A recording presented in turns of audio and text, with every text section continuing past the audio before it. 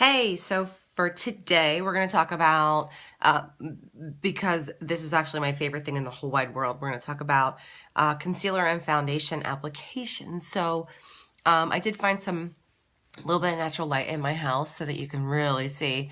I've got the typical mom circles, and I've got some freckling and age spots, let's call them, I guess, on my face. Some pink blotchy parts. So the first thing we need to talk about first about this is matching your foundation shades. So my foundation shade is a neutral, which means it's got pink and yellow undertones. It's kind of neutral, no like major undertones in it. So you can see my face has like kind of an undertone of olive, like it's very it's kind of ashy looking, but I do have the pinkness to my face. So I do have some of those pink undertones. So that's why you want to go with neutral for somebody like me.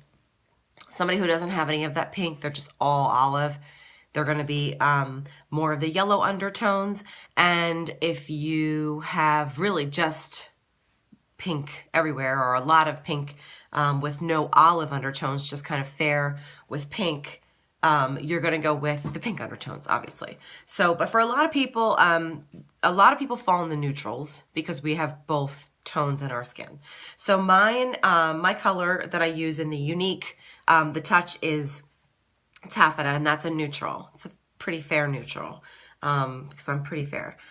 So just so that you can see kind of, I've only washed my face and I've only primed my face, but just so that you can kind of see the difference, I'm gonna just do one side of my face and then do the other side after I finish the video before I go out, because we don't look crazy. So one of the things I actually wanted to talk about too with the concealer is that I actually a lot of times use in the Touch concealer I use velour, which is strictly yellow undertones. The reason that I use that, I actually do have other foundations that I may use for more of this, but if you use a yellow undertone, it'll actually cancel out any blue pigment. So those dark circles that you get under there that we all get the minute after we have kids,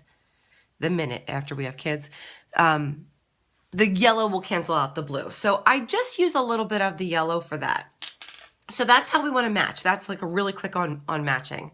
I generally do my eyeshadow first and stuff, but just because this is just about the foundation and the concealer, I'm going to do the concealer first, and then I'll blend that out, and I'm going to do the foundation. So I use a brush because it helps me get into those small areas.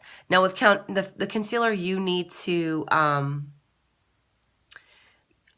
I just kind of pull it into a V and just bring that lightness into here. It not only covers all of that nonsense that you don't want to see, but it also just kind of gives you like a highlight through there.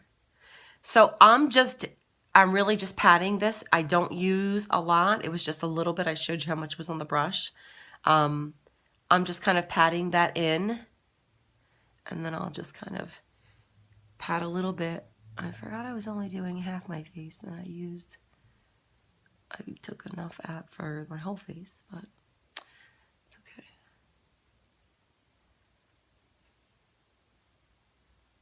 So I'm really just patting that on. I'm going to blend that out in a little bit in a minute, but normally this side I have a really bad actually, but I have that spot here, so I'm going to just kind of, what's left on the brush, I don't want that to be really, really heavy. And you just want to use a little bit and then just kind of pat it out. You don't want to use a whole lot where you have like this big thick cakiness under your eye. Excuse me, I just have to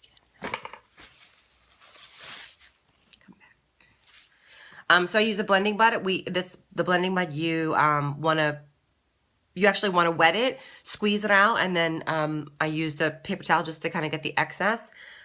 What that does is just keep a whole lot of product from sinking into your sponge so that you can kind of just blend it out.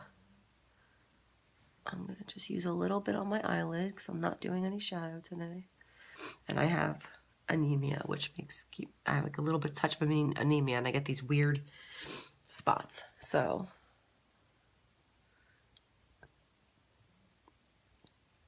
if you're using the Unique Touch concealer, you do not need a lot. I mean, I used just a dot for all of that. And I mean, you can see already how well that covered, and that's not even with any foundation on it.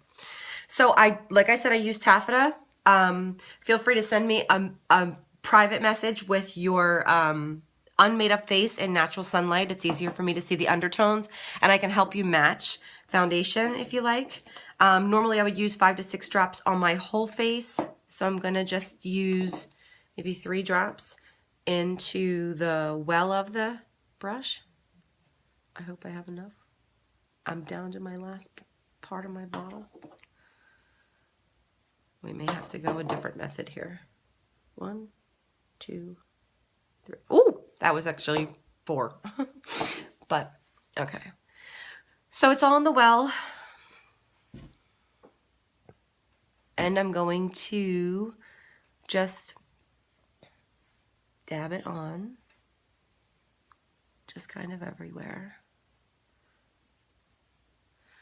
And what's really important is not to, you're not trying to rub this into your skin. You're kind of blending it on. This brush is really, really soft too, so it doesn't kind of rub it into my skin. But once you kind of have it all spread out, you just want to, blend it out. Hopefully, if you have matched your your foundation correctly, you won't have much of a line along your chin. You really always want to just kind of match your foundation to your neck. I don't really care what other colors you have in your face. I would not want to match my foundation to that color, I promise you. So while this side's going to look really, really fair, it's just because I don't have any of those dark circles, and I don't have any of those age spots and whatever else, blotchy tones that I may have on my face. So it's going to look a little bit fair, but that's, that or that. I'll tell you which one I want. So I would be able to, this is no eyeshadow, this is no liner, this is no mascara, this is no blush, this is no bronzer. So of course it looks fair because I've evened out all that skin, the different skin tones that I have. And if you see, that does match the whatever you can possibly find on my face that doesn't have any spots. So it does match really well with my skin. Just gonna blend it out. I mean, I'm gonna keep rubbing this brush on my face just because it feels so soft, but it's blended out. So there's your foundation. There's no foundation. I mean, the coverage is great on this. But that's your application for your foundation. What's really, really important to start is to use primer. It helps keep your foundation in place all day. It helps fill the fine lines, and it helps keep, if you're oily, it keeps the oil kind of from seeping through your foundation. So always use a primer before you use your foundation. If you want to do more of a highlight effect, you can go back over after with your concealer after you've done your foundation, and just a tiny little bit, actually that might even be a lot, on your brush, and you just kind of go back in and lighten it up.